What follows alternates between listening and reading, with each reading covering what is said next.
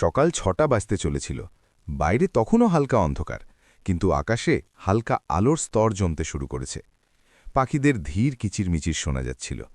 ঘরের ভেতর শান্ত ছিল, শুধু পুরনো ঘড়ির টিকটিক আর পাখার ধীর আওয়াজ ঘরে প্রতিধ্বনিত হচ্ছিল। বিছানায় ৭০ বছরের গঙ্গারামজি নিজের ঘুম পূরণ করে ফেলেছিলেন। তার মুখে একটা প্রশান্তি ছিল। ধীরে ধীরে তিনি উঠলেন এবং নিজের স্ত্রীর দিকে তাকিয়ে বললেন, যিনি এখনও গভীর ঘুমে আচ্ছন্ন ছিলেন, উমা, উমা এবার ওঠো, ৬টা বেজে গেছে, আমি হাঁটতে যাচ্ছি। উমাজির চোখ এখনও বন্ধ ছিল, কিন্তু গঙ্গারামজির আওয়াজে তিনি হালকা মাথা নাড়লেন এবং পাশ ফিরে শুয়ে বললেন, হ্যাঁ ঠিক আছে, আপনি যান, আমি এখনই উঠে পড়ব। গঙ্গারামজি হাসতে হাসতে তার দিকে এক পলক তাকালেন। যেমনই যেতে শুরু করেন, কদম থমকে যায় এবং তারপর ফিরে বলেন, আরে শোনো, কাল রাতে তুমি বলছিলে না যে তোমার দুধ জিলিপি খেতে ইচ্ছে করছে? আমি ফেরার পথে রাস্তা থেকে তাজা গরম জিলিপি নিয়ে আসব, শুধু তুমি উঠে দুধ গরম করে নিও। উমাজি চোখ না খুলেই হালকা হাসলেন, যেন ঘুমের ঘোরেও সেই ভালোবাসা মাখানো কথাটি অনুভব করছেন।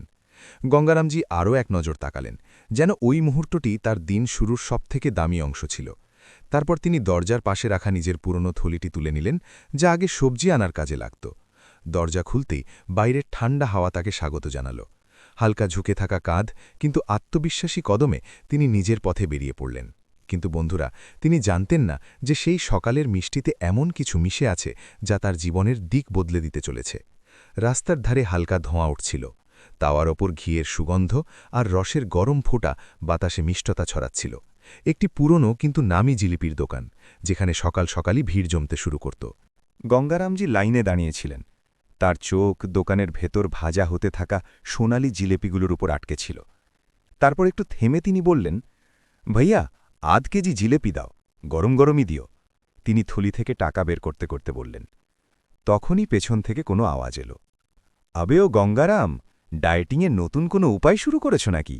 সকাল সকাল গরম জিলেপি, বাহ ভাই বাহ। গঙ্গারামজি চমকে তাকিয়ে বললেন, আরে রামলাল। তার মুখে হাসি খেলে গেল। সামনে রামলাল ছিল, তার পুরনো বন্ধু এবং প্রতিবেশী। হাতে লাঠি, কাঁধে সবজির ঝোলা আর মুখে সেই পুরনো হাসি। গঙ্গারামজি হাসতে হাসতে বললেন, আরে না ইয়ার, এমন কোনো ব্যাপার নয়। তুমি তো জানোই, আমি তো এসব জিনিস থেকে দূরেই থাকি। তাহলে এই মিষ্টি কার জন্য? রামলাল চোখ টিপে জিজ্ঞাসা করল। গঙ্গারামজি হাসতে হাসতে বললেন, তোমার বৌদি উমা কাল রাতে বলছিল যে মন চাইছে দুধ জিলেপি খেতে, তাই ভাবলাম আজ হাঁটা থেকে ফেরার সময় নিয়ে নিই। বেশি কিছু নয়, শুধু ২-৪টে জিলেপি, ওর মন রাখার জন্য। আচ্ছা আচ্ছা, এবার বুঝলাম, ভালোবাসার পুরনো টোটকা। রামলাল অট্টহাসি হাসল।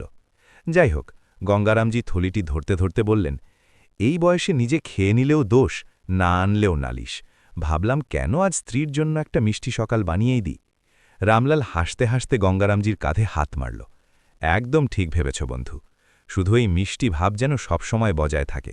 আচ্ছা চল, আমি বেরোচ্ছি, নইলে তোমার বৌদি লক্ষ্মী জিজ্ঞেস করবে কোথায় আটকে গেলে এতক্ষণ।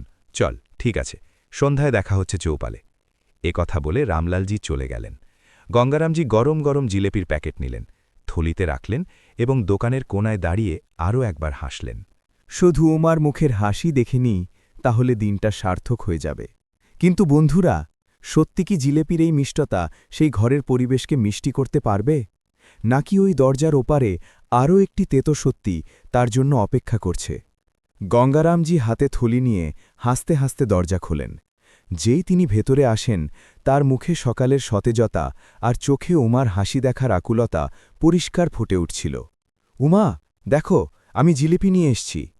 তিনি দরজা বন্ধ করতে করতে আওয়াজ দিলেন, কিন্তু ভেতর থেকে কোনো সাড়া এলো না। তিনি জিলেপির থলি টেবিলে রাখলেন এবং সরাসরি ঘরে পৌঁছালেন। বিছানায় উমাজি ঠিক সেভাবেই শুয়েছিলেন, যেমনটি তিনি সকালে তাকে ছেড়ে গিয়েছিলেন।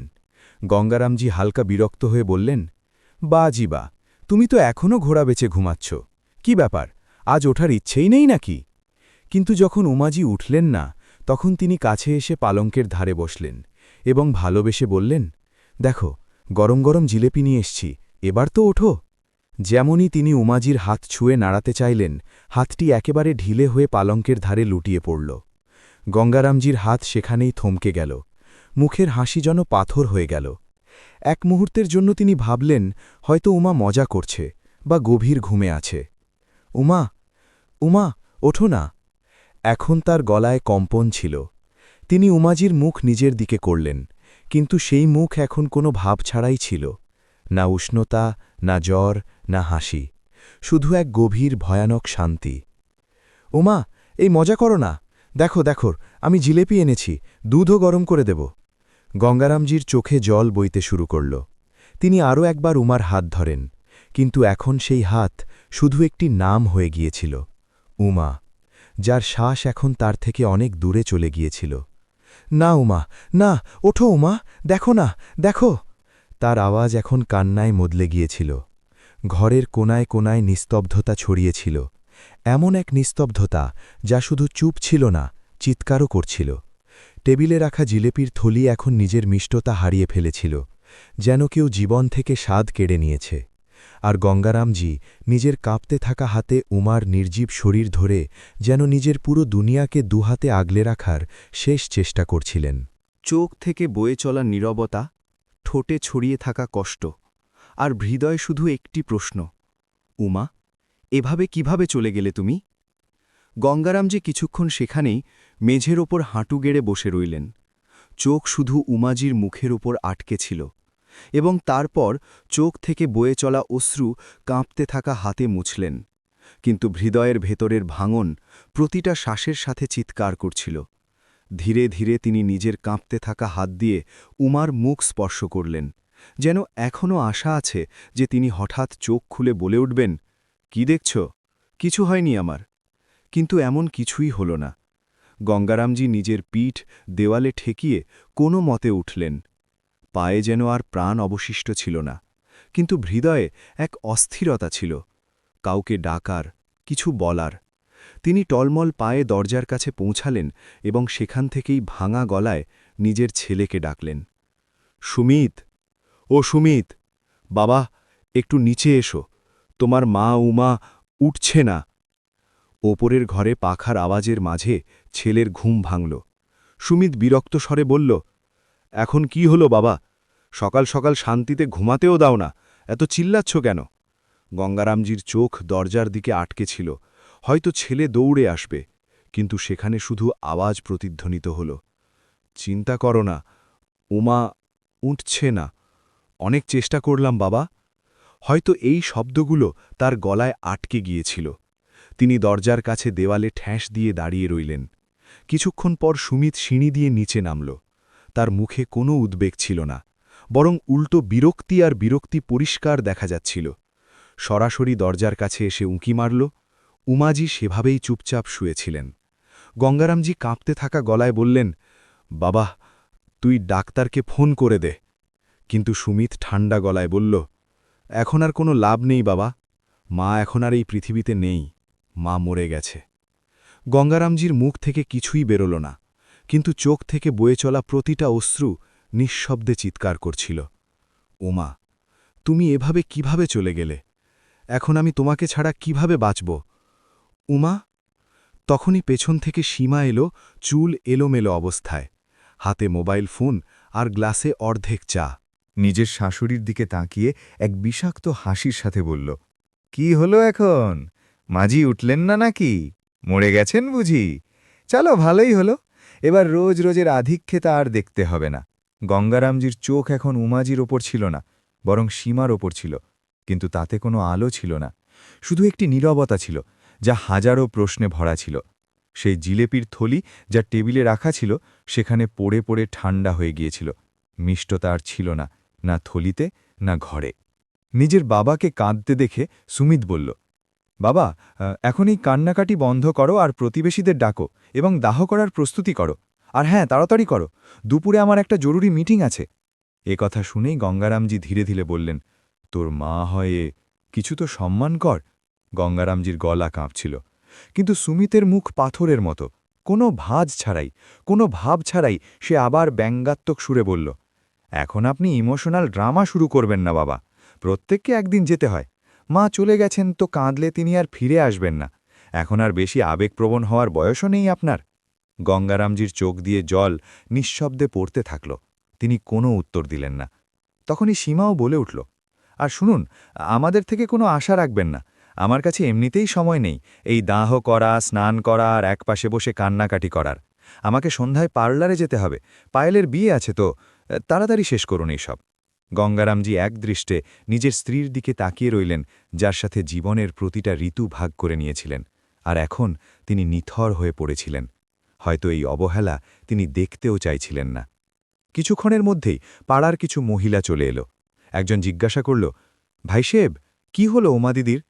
গঙ্গারামজি ধীরে ধীরে বললেন, ওঠেনি সকাল থেকে, শুধু ঘুমিয়েই রইল। কেউ ধীরে ধীরে তার মুখে সাদা চাদর ঢাকা দিয়ে দিল। কেউ কাঁদছিল না, শুধু একপাশে গঙ্গারামজি মূর্তির মতো বসেছিলেন, চোখে জল নিয়ে, এবং তার দুনিয়া যেন ওই সাদা চাদরের সাথেই ঢাকা পড়ে গিয়েছিল। তখনই সুমিত বাইরে থেকে আসে এবং দুজনকে দেখে বলে, আরে তাড়াতাড়ি তুলুন না, অ্যাম্বুলেন্সওয়ালা অপেক্ষা করছে, দেরি হয়ে যাচ্ছে। গঙ্গারামজি হঠাৎ তার কথা শুনলেন এবং মাথা ঘুরিয়ে নিলেন। তারপর ধীরে ধীরে বললেন, আর কিছুক্ষণ থাকতে দে না। সীমা বিরক্ত হয়ে বলল, এখন কি করতে হবে? আর কোথাও দাহ করার নেই নাকি? অসহ্য, কত ড্রামা করবেন বাবা আপনি? কথা বলে সীমা বাইরে মহিলাদের মাঝে গিয়ে বসল এবং তারপর কান্নার অভিনয় করতে লাগল। তখনই পাশের বাড়ির ঠাকুমা ধীরে ধীরে কাছে এসে বসলেন আর বললেন, গঙ্গারাম ভাই, উমা খুব সহজ সরল ছিল, কাল রাতেও তো আমি দেখা করে গিয়েছিলাম ওর সাথে, খুব হেসে হেসে কথা বলেছিল আমরা দুজনে। তাহলে হঠাৎ এসব কিভাবে? গঙ্গারামজি কিছু বললেন না। তার চোখ এখন শুকনো লাগছিল, হয়তো চোখের জলও ক্লান্ত হয়ে গিয়েছিল। এমন সময় রামলাল এলো, মাথা নিচু করে গঙ্গারামজির কাছে বসল এবং ধীরে ধীরে তার কাঁধে হাত রাখল। ভাই, আমি জানি তুমি কতটা ভেঙে পড়েছ। উমাজি চলে যাওয়ার ৮ দিন হয়ে গিয়েছিল।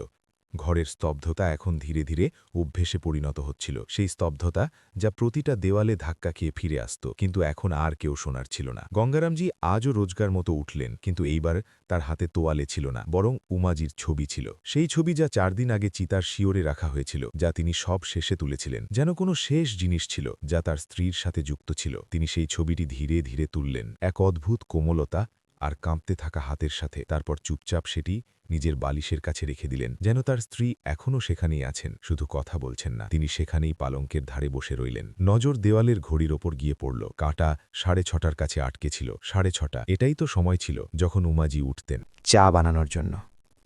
একটা দীর্ঘশ্বাস তার বুক থেকে বেরিয়ে এলো, ধীর, ক্লান্ত, যেন কোনো বোঝা নামছেই না। আর তখনই স্মৃতির এক এলোমেলো দৃশ্য সামনে ভেসে এলো, ঝাপসা কিন্তু বিচ্ছে এমন। উমার সেই ঠান্ডা হাত, যা তিনি সেই সকালে তোলার চেষ্টা করেছিলেন। ওই হাতটি কিছুটা ভারী ছিল, আর নখ নীল। হ্যাঁ, নীল যেন কিছু একটা ছিল সেখানে। গঙ্গারামজির শ্বাস থমকে গেল। এক মুহূর্তের জন্য নজর স্থির হয়ে গেল। মুখে কোনো ভয় ছিল না, কিন্তু বিভ্রান্তি ছিল খুব গভীর। সত্যি কি নখ নীল ছিল, নাকি আমারই ভ্রম ছিল?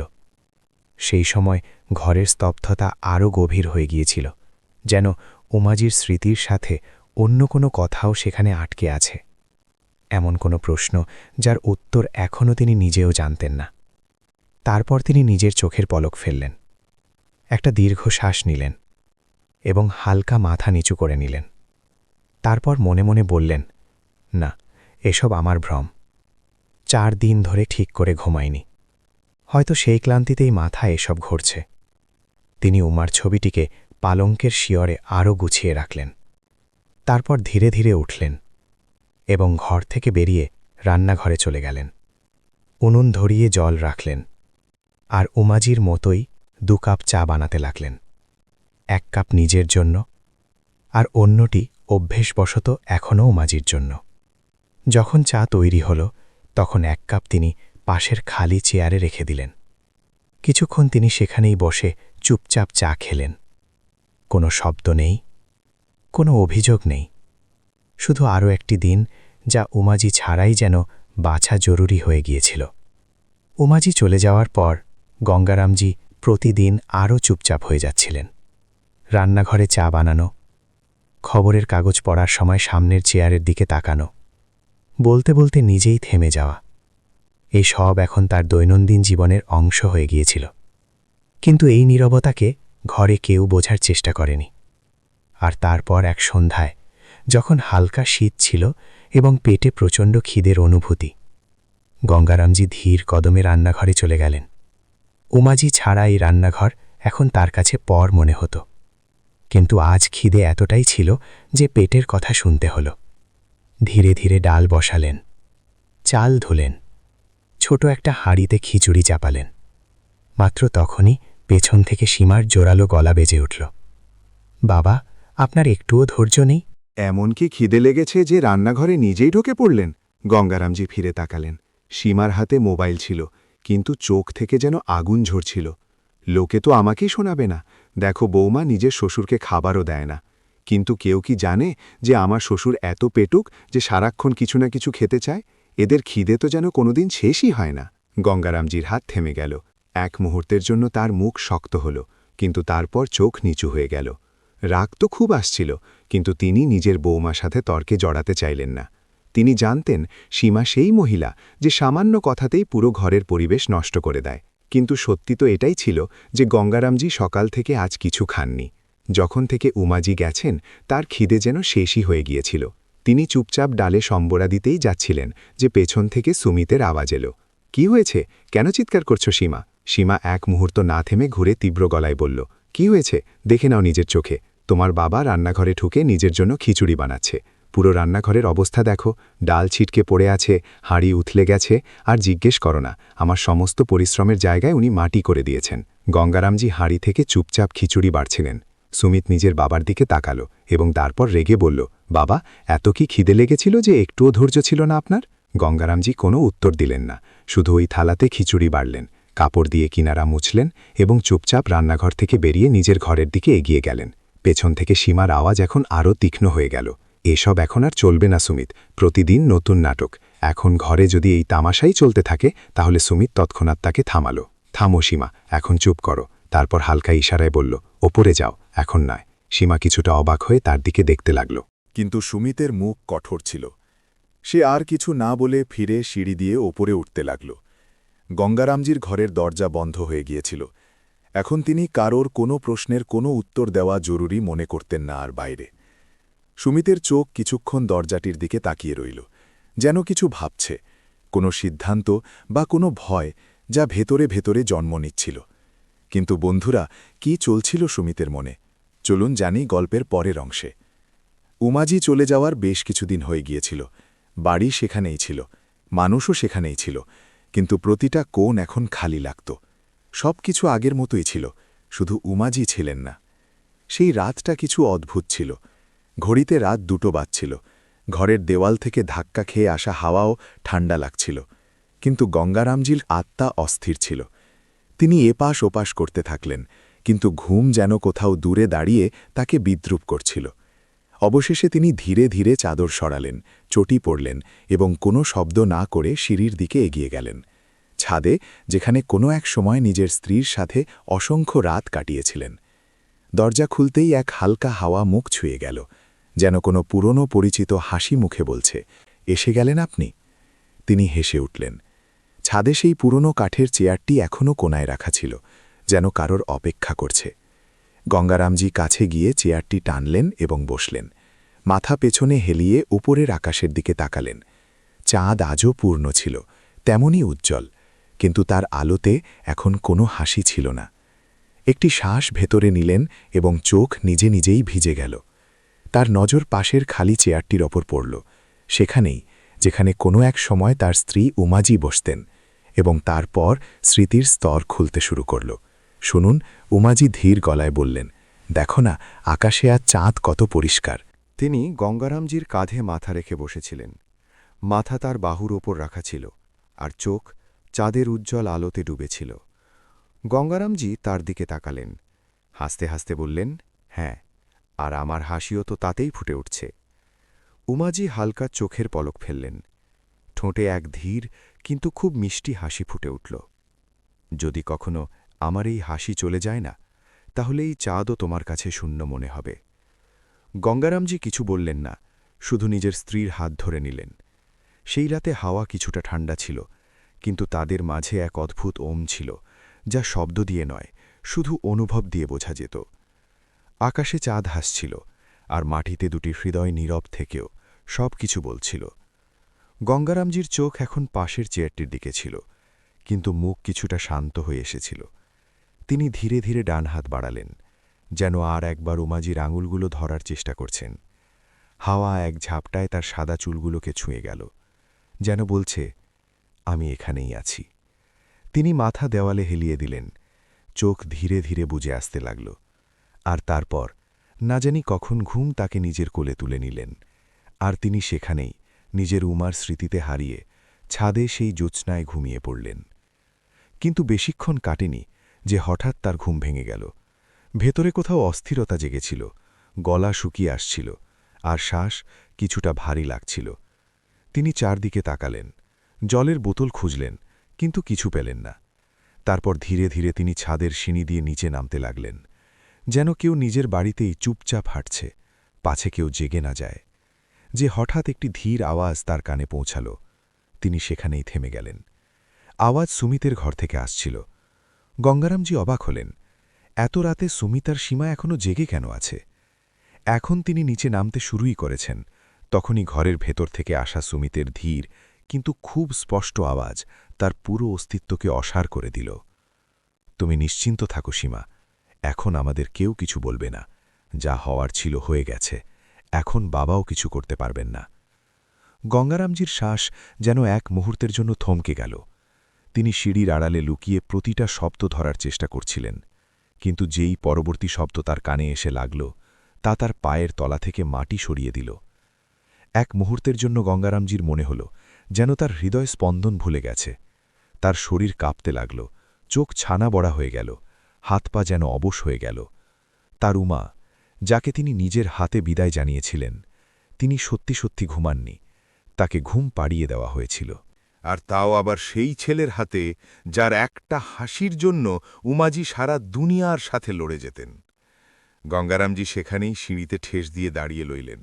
ঘরের ভেতর হাসির একটা ধীর স্তর তখনও ভাসছিল, আর বাইরে একজন বাবার আত্মা চুরমার হয়ে যাচ্ছিল, কোনো শব্দ ছাড়াই, কোনো অশ্রু ছাড়াই। কোনো মতে নিজেকে সামলে নিয়ে তিনি ধীরে ধীরে নিচে নেমে এলেন। প্রতিটি কদম এখন ভারী মনে হচ্ছিল। ঘরে পৌঁছানো মাত্রই ভেতর থেকে দরজা বন্ধ করলেন এবং দেওয়ালে টাঙানো উমার ছবির দিকে এক দৃষ্টে তাকিয়ে গঙ্গারামজির চোখ শুধু এটাই জিজ্ঞেস করছিল, কেন চিনতে পারলাম না আমি? সেই সকালে তোমার উপর কি ঘটেছিল? কিভাবে তুমি নিজের গর্ভজাত সন্তান আর তার স্ত্রীর ঘৃণার শিকার হলে, আর আমি শুধু জিলেপির মিষ্টতা নিয়ে মেতে রইলাম? এই শব্দগুলো তার ঠোঁট থেকে নয়, বরং তার আত্মা থেকে বেরোচ্ছিল। তিনি সেখানেই বসে ফুপিয়ে ফুপিয়ে কেঁদে ফেললেন। ঘড়িতে তখন 4টে বেজে গিয়েছিল, আর এইবার সেই চোখের জল শুধু কষ্টের ছিল না, সেই জল একটি সংকল্প থেকে বইছিল। চোখের জল মুছতে মুছতে গঙ্গারামজি দীর্ঘশ্বাস নিলেন এবং মনে মনে বললেন, এখন আমি আর চুপ থাকব না উমা, এবার এমন কিছু করব যা হয়তো দুনিয়ায় কোনো বাবা কোনো দিন করেনি। এই কথা বলে তিনি উঠলেন এবং সরাসরি আলমারির দিকে এগিয়ে গেলেন। আলমারি খোলার সাথে সাথেই তার চোখ থেকে জল উধাও হয়ে গিয়েছিল। এখন সেখানে শুধু এক আগুন আর এক সিদ্ধান্ত, যা শুধু গঙ্গারামজি নয়, বরং একজন ভেঙে পড়া স্বামী নিয়েছিলেন নিজের স্ত্রীর জন্য। তিনি ধীরে ধীরে আলমারিতে রাখা একটি পুরনো ফাইল বের করলেন। তাতে কিছু নথিপত্র ছিল। ফাইলটি তিনি একটি পুরনো কাপড়ের থলিতে রাখলেন এবং কাঁপতে থাকা হাতে সেটি গিঁট বাঁধলেন। কিন্তু এইবার সেই কম্পন ভয়ের ছিল না, বরং একজন বাবার আত্মায় জেগে ওঠা ঝড়ের সংকেত ছিল। গঙ্গারামজি দরজার দিকে এগোতে এগোতে থমকে গেলেন। মনে মনে বললেন, না, যাওয়ার আগে এই একটি কাজ করতে হবে। এবার সময় এসে গেছে সেই জিনিসের, যা আমি একসময় উমার কথা মেনে আটকে দিয়েছিলাম। আর তারপর তিনি চুপচাপ ফিরলেন, তারপর যা ভেবেছিলেন তাই করলেন, একটি চুপ থেকে যাওয়া সত্য যা এখন সাক্ষী হবে। তিনি আরও একবার নিজের স্ত্রীর দিকে তাকালেন এবং তারপর ঘরের দরজা খুললেন, আর ধীর কদমে কোনো ছায়ার মতো পুরো ঘর পেরিয়ে মূল দরজা পর্যন্ত পৌঁছলেন। দরজা খুললেন এবং চুপচাপ অন্ধকার রাতে একাই বেরিয়ে পড়লেন। সেই পথে যেখানে এখন আর কোনো ছেলে ছিল না, শুধু একটি প্রশ্ন ছিল, যার উত্তর তাকে এখন এই দুনিয়ার থেকে নয়, বরং নিজের থেকে নিতে ছিল। তার পায়ের নিচে মাটি ছিল, কিন্তু মনে শুধু আগুন, আর সেই থলিতে তার হাতে এমন একটি দলিল ছিল, যা এখন তার মরার পর নয়, বরং বেঁচে থাকতেই কিছু সম্পর্ককে মুখোশহীন করতে চলেছিল। সকালের হালকা রোদ জানলা দিয়ে গলে ঘরের ভেতর ছড়িয়ে পড়ছিল।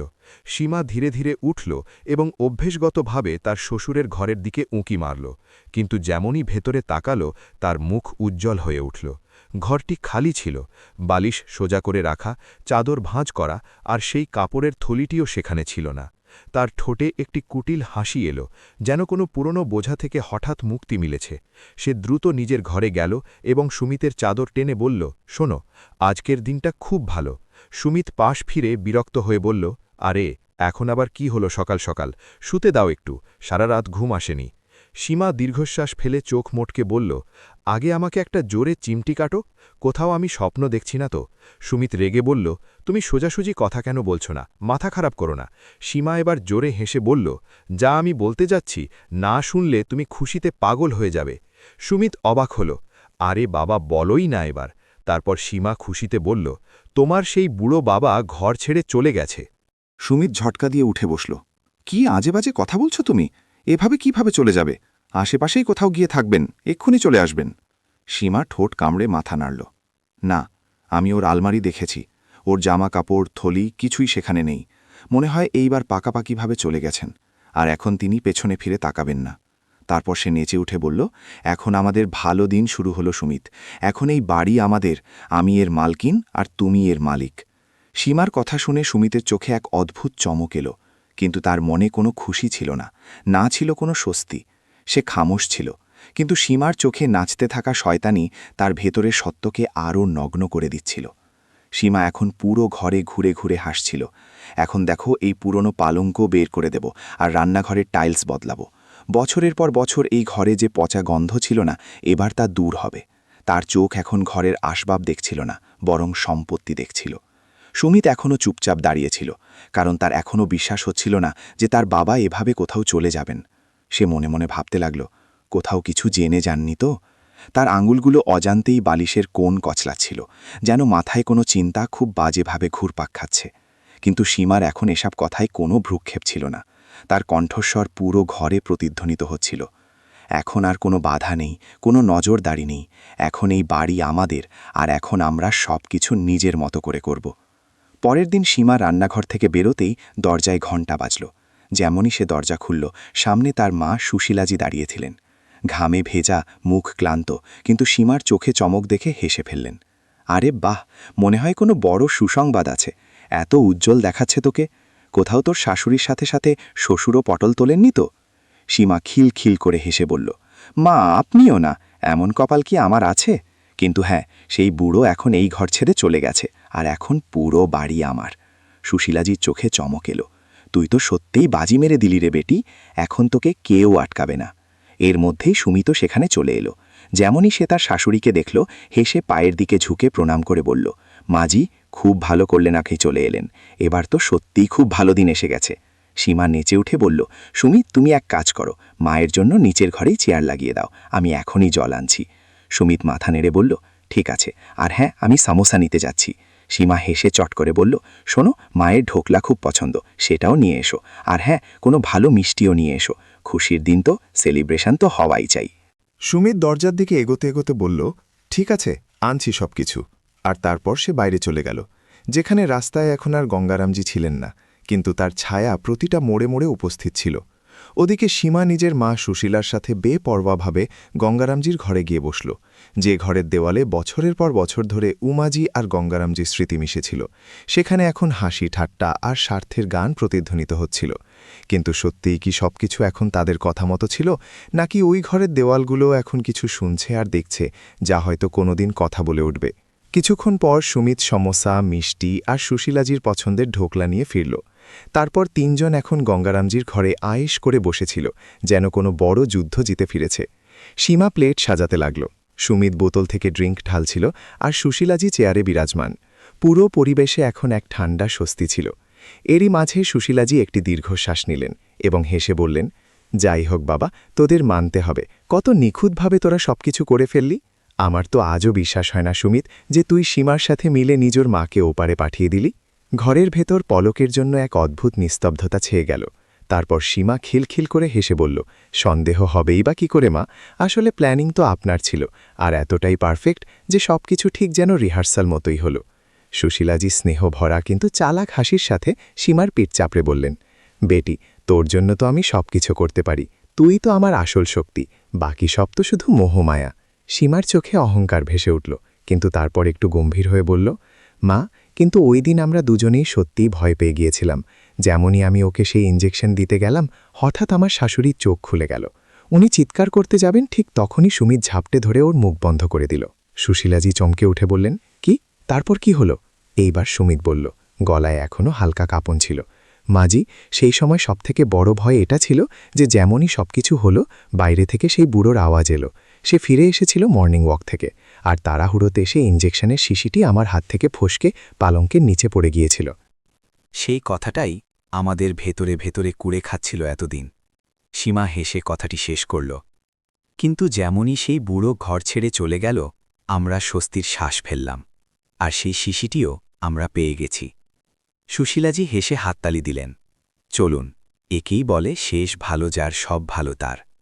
আর তারপর তিনজনের হাসি সেই ঘরের দেওয়ালে প্রতিধ্বনিত হতে লাগল, একেবারে নির্ভীক, নির্দয় আর আত্মাকে স্তব্ধ করে দেওয়ার মতো। কিন্তু সত্যিই কি এই শেষটি ভালো ছিল, নাকি কোনো ছায়া এখন ধীরে ধীরে ফিরছিল, যা এই তিনজনের হাসিকে কোনো ঝড়ে বদলে দেবে?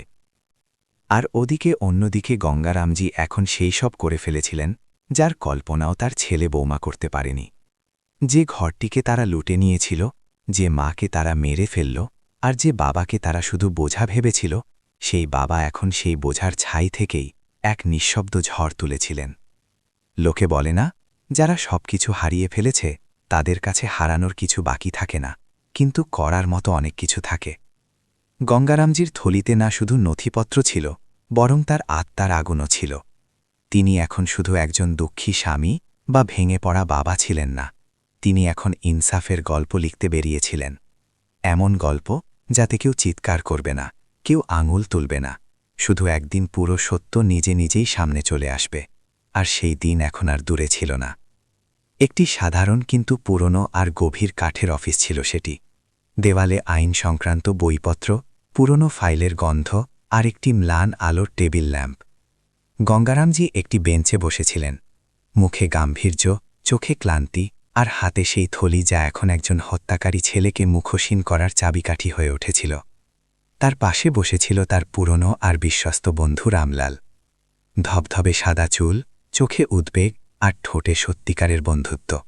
আর সামনে টেবিলের ওপরে বসেছিলেন উকিল শ্রীমান আগরওয়াল, একজন শান্ত, গম্ভীর এবং অভিজ্ঞ উকিল, যার কলম এখন হয়তো একটি ইনসাফের কাহিনী লিখতে চলেছিল। উকিল ধীরে ধীরে নথিপত্রগুলো তুললেন, চশমা ঠিক করলেন এবং পাতা উল্টে বললেন, গঙ্গারামজি, আপনি পুরোপুরি নিশ্চিত তো? আপনি আপনার পুরো সম্পত্তি এই ট্রাস্টের নামে করতে চান, যা বৃদ্ধদের জন্য কাজ করে, আর এই বাড়ির নামেও ছেলে বা বৌমার কোনো দাবি থাকবে না? গঙ্গারামজি একটি দীর্ঘশ্বাস নিলেন এবং তারপর নজর নিচু করে বললেন, হ্যাঁ, এখন আমার দুনিয়ায় আমার উমা নেই, আর ছেলে তো সেই দিনই মরে গেছে যেদিন আমার উমাকে আমার থেকে কেড়ে নিল। রামলালজির চোখ ভিজে এলো। সে প্রথমবার তার বন্ধু গঙ্গারামজির গলায় সেই দমবন্ধ করা অবস্থা আর আহত আত্মাকে শুনতে পাচ্ছিল, যা হয়তো এখন পর্যন্ত কেউ বুঝতেই পারেনি। গঙ্গারামজি ফাইলের দিকে ইশারা করে বললেন, শুধু এতটুকু করে দিন যাতে আমার পর এই বাড়ি সেই অসহায় বৃদ্ধদের হয়, যাদের ছেলেমেয়েরাও তাদের এভাবেই কোনো একদিন ধাক্কা দিয়ে বের করে দেবে। কিন্তু আমার মতো তারাও যেন একা না কাঁদে, একা না মরে। উকিল মাথা নিচু করলেন, যেন একজন বাবার কষ্টের সামনে আইনও কিছুক্ষণের জন্য মৌন হয়ে গেল। তারপর কিছুক্ষণ পর উকিল শ্রী আগরওয়াল নথিপত্রের একটি মোটা ফাইল গঙ্গারামজির সামনে রাখলেন। তারপর চশমাটি চোখের আরও কাছে টেনে নিয়ে পাতা উল্টে বললেন, যেমন আপনি বলেছিলেন গঙ্গারামজি, আমি সব কাগজপত্র তৈরি করে দিয়েছি। তিনি নিজের কলম তুললেন, ফাইলটি গঙ্গারামজির দিকে এগিয়ে দিলেন এবং গম্ভীর স্বরে বললেন, শুধু এবার এই কাগজগুলোতে আপনার দস্তখত চাই। তারপর এই সম্পত্তির ওপর আপনার ছেলে এবং বৌমার কোনো অধিকার থাকবে না, না বাড়ির ওপর, না ব্যাঙ্ক অ্যাকাউন্টের ওপর, না সম্পত্তির ওপর। ঘরে কিছু মুহূর্তের নিস্তব্ধতা ছেয়ে গেল। গঙ্গারামজি চুপচাপ নিজের স্ত্রীর ছবির দিকে তাকালেন, যা তিনি নিজের পকেটে রেখেছিলেন। সেই ছবিটিকে নিজের হাতের তালুতে চেপে ধরে তিনি একটি দীর্ঘশ্বাস নিলেন, যেন কোনো ভারী পাথর তুলতে চাচ্ছেন। তিনি কলম তুললেন কাঁপতে থাকা হাতে, কিন্তু অটল সংকল্পের সাথে তিনি নথিপত্রগুলোতে নিজের স্বাক্ষর করে দিলেন। সেই প্রতিটি অক্ষর যেন উমাজির জন্য ইনসাফ, নিজের অপমানের জবাব আর একটি ভেঙে যাওয়া বিশ্বাসের দাম মেটাচ্ছিল। স্বাক্ষর শেষ হতেই উকিল মাথা নাড়লেন এবং বললেন, এখন এই বাড়ি, এই নাম আর এই সম্মান তারাই পাবে যারা সত্যিই এর যোগ্য হবে।